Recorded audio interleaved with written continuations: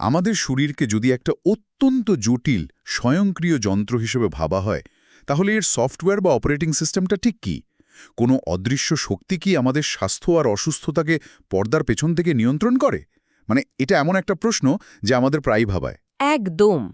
আর এটা কিন্তু শুধু একটা দার্শনিক প্রশ্ন নয়, এক বিশেষ চিকিৎসা দর্শন এই প্রশ্নের উত্তর দেওয়ার জন্যই তার পুরো কাঠামোটা তৈরি করেছে। আজ আমরা সেই দর্শনের গভীরে ডুব দেব। ঠিক তাই। আমাদের হাতে রয়েছে হোমিওপ্যাথি দর্শনের কিছু মূল নীতির ওপর লেখা বেশ কিছু সোর্স। আর এই সব লেখার একেবারে কেন্দ্রে রয়েছে একটি ধারণা, যাকে বলা হচ্ছে জীবনী শক্তি বা ভাইটাল ফোর্স। আজ আমাদের মিশন হলো এই দর্শনটাকে ব্যবচ্ছেদ করে বোঝা। আমরা কোনো পক্ষ নেব না বা এর কার্যকারিতা নিয়ে রায় দেব না। না, একদমই না। আমাদের একমাত্র উদ্দেশ্য হলো এই সোর্সগুলোর আলোকে জানা স্বাস্থ্য, অসুস্থতা এবং নিরাময় নিয়ে এই চিন্তাধারাটা ঠিক কী বলতে চায়। বলা যেতে পারে আমরা একটা ভিন্ন জগতের নিয়ম কানুন বোঝার চেষ্টা করছি। এই জগতের ভিত্তি হল এই জীবনী শক্তি। তাই আমাদের প্রথম কাজ হবে এই রহস্যময় চালিকা শক্তিটির পরিচয় জানা। হুম। তারপর আমরা দেখব এই দর্শন অনুযায়ী রোগের জন্ম কিভাবে হয় এবং সবশেষে এর নিরাময় প্রক্রিয়াটি কতটা অদ্ভুত আর প্রচলিত ধারণা থেকে আলাদা। হুম। তাহলে চলুন এই অন্যরকম জগতের গভীরে প্রবেশ করা যাক। প্রথমেই আসি মূল ধারণাটিতে। এই জীবনী শক্তি আসলে কি? সোর্সগুলোতে একে বলা হচ্ছে আত্মাসদৃশ গতিশক্তি সম্পন্ন একটা শক্তি, যা আমাদের জড় শরীরকে জীবন দেয়। ব্যাপারটা বেশ কাব্যিক শোনাচ্ছে। হ্যাঁ, শব্দগুলো একটু ভারী, ঠিকই। তবে এর পেছনের ধারণাটা বেশ পরিষ্কার। ভাবুন তো, একটা অর্কেস্ট্রার কথা। সেখানে অনেকগুলো বাদ্যযন্ত্র আছে, বেহালা, বাঁশি, ড্রামস। আচ্ছা। এগুলো হলো আমাদের শরীরের অঙ্গ-প্রত্যঙ্গ।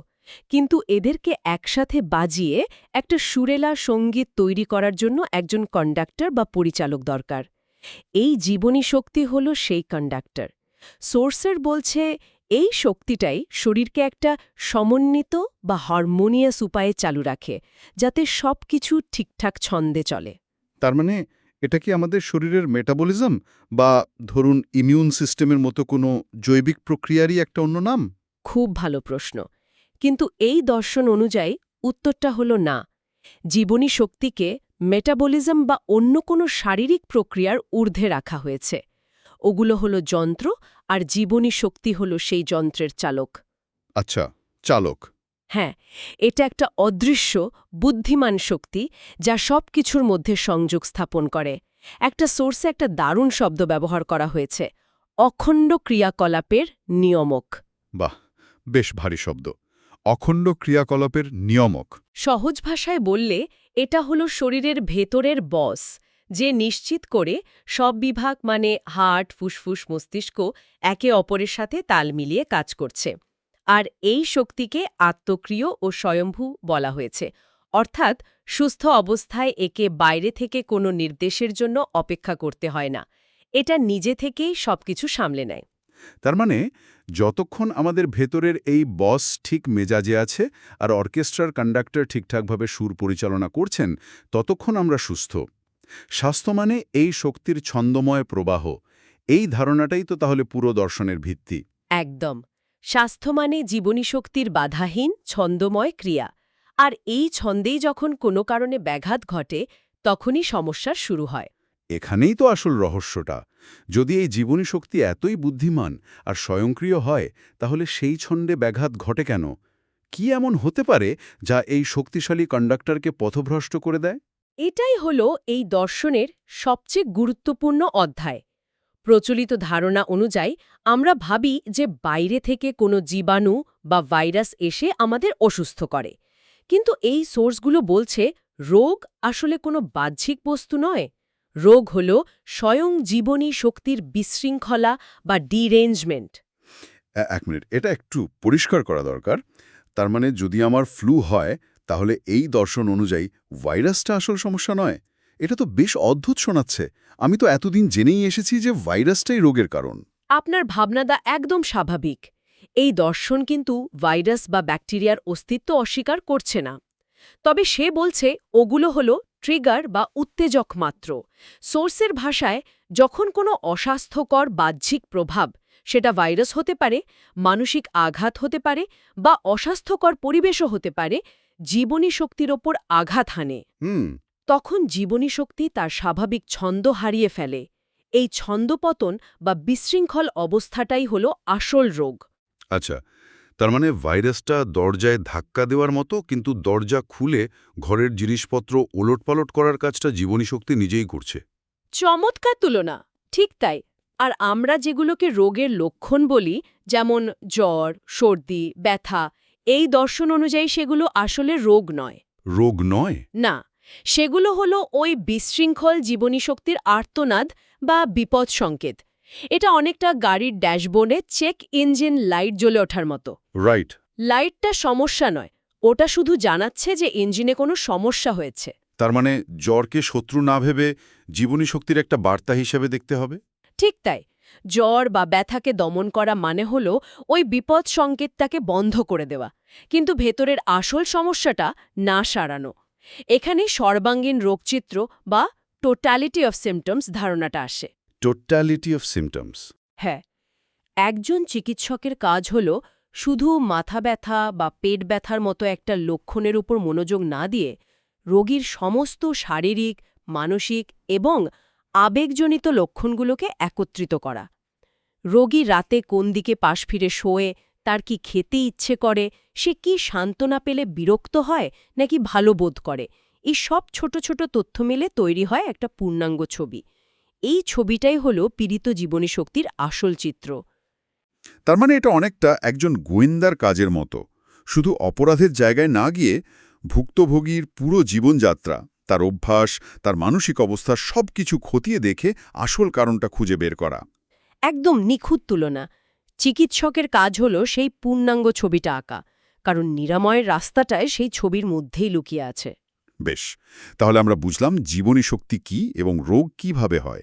এবার সবচেয়ে চমকপ্রদ এবং সম্ভবত সবচেয়ে বিতর্কিত অংশে আসা যাক, নিরাময়। যদি সমস্যাটা জীবনী শক্তির ভেতরের বিশৃঙ্খলা হয়, তাহলে বাইরের কোনো ওষুধ কিভাবে তাকে ঠিক করতে পারে? এই জায়গাটাতেই এই দর্শনিক প্রথাগত চিকিৎসা বিজ্ঞান থেকে সম্পূর্ণ আলাদা একটা পথ নেয়। সোর্সগুলো বলছে ওষুধ সরাসরি শরীরের কোনো অসুস্থ অঙ্গের উপর কাজ করে না, বরং ওষুধও এক ধরনের গতিশক্তি বা ডাইনামিস, যা সরাসরি জীবনী শক্তিকে প্রভাবিত করে। ডাইনামিস মানে ওষুধের ভৌত সত্তার চেয়ে তার শক্তিটাই এখানে মুখ্য? হ্যাঁ, এই দর্শন অনুযায়ী ওষুধের বস্তুগত উপাদানের চেয়ে তার ভেতরের শক্তিটাই আসল। আর এই শক্তিটা জীবনী শক্তির সাথে যোগাযোগ স্থাপন করে শরীরে একটা কৃত্রিম রোগ তৈরি করে। দাঁড়ান, আমি ঠিক শুনলাম তো? ওষুধ রোগ সারানোর বদলে শরীরে একটা নতুন রোগ তৈরি করে? এটা তো আগুন নেভানোর জন্য আরও পেট্রোল ঢালার মতো শোনাচ্ছে। এতে তো রোগীর অবস্থা আরও খারাপ হওয়ার কথা। আমি জানি এটা শুনতে কতটা অদ্ভুত লাগছে। আপনার এই প্রশ্নটাই স্বাভাবিক। কিন্তু এর পেছনে একটা খুব নির্দিষ্ট যুক্তি দেওয়া হয়েছে। যুক্তিটা হল, ওষুধ যে কৃত্রিম রোগটা তৈরি করে সেটা প্রাকৃতিক রোগের সদৃশ বা সিমিলার প্রকৃতির হয়, কিন্তু তার থেকে সামান্য বেশি শক্তিশালী হয়। সদৃশ কিন্তু বেশি শক্তিশালী, এর মানে কি? এটা কিভাবে কাজ করে? ভাবুন, জীবনী শক্তি হল একটা রাজ্যের সেনাবাহিনী।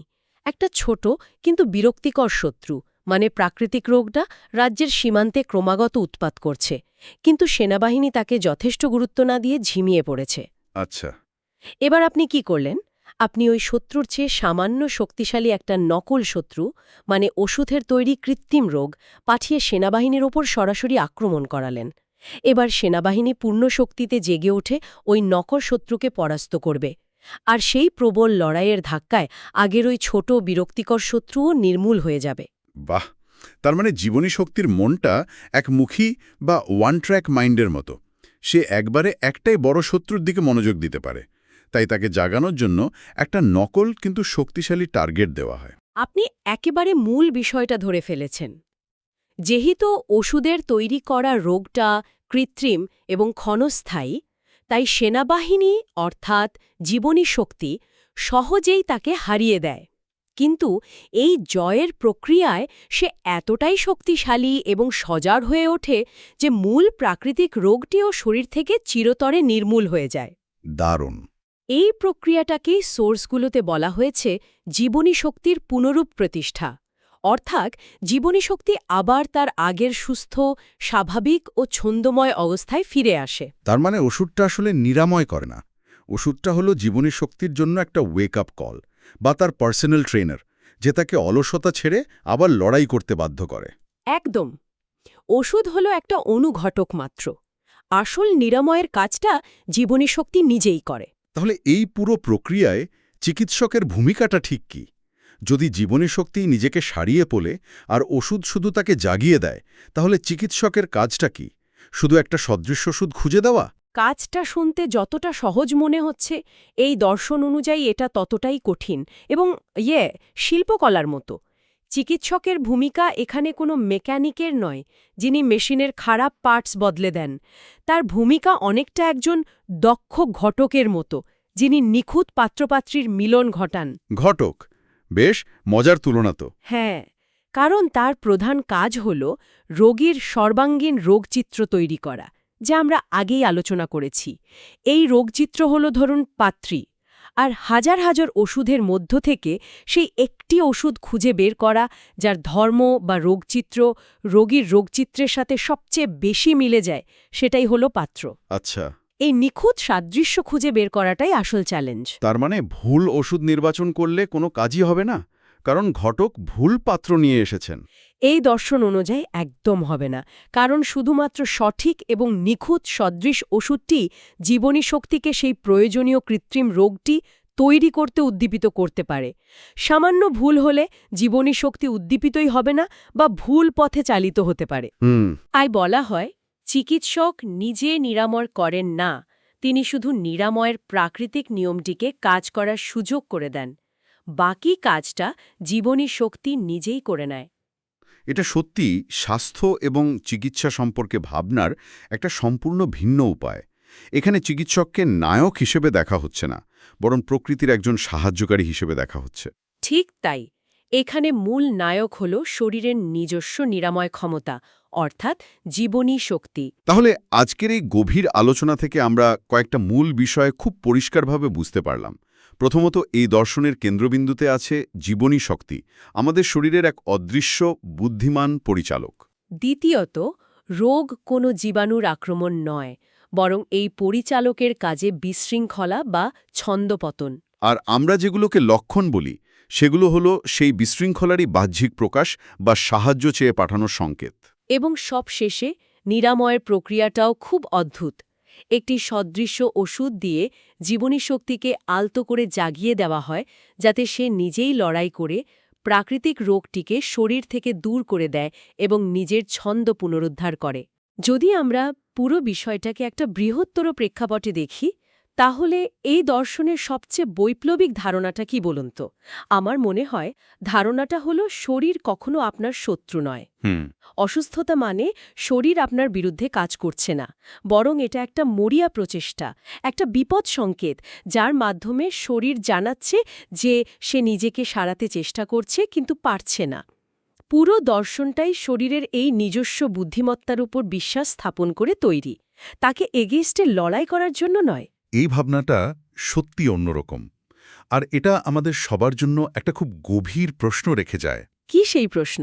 এই দর্শন অনুযায়ী যদি আমাদের শরীরের নিজস্ব নিরাময় ক্ষমতাই আসল হয়, তাহলে প্রশ্ন জাগে, ওষুধ বা চিকিৎসার বাইরে আমাদের দৈনন্দিন জীবনযাত্রা, আমাদের মানসিক চাপ, আমাদের খাদ্যাভ্যাস বা আমাদের চারপাশের পরিবেশ, এই সব কিছু সেই অদৃশ্য জীবনী শক্তিকে প্রতিদিন প্রতি মুহূর্তে কতটা প্রভাবিত করছে। হয়তো আসল চিকিৎসাটা ওষুধের চেয়েও আমাদের জীবনযাত্রার মধ্যেই লুকিয়ে আছে।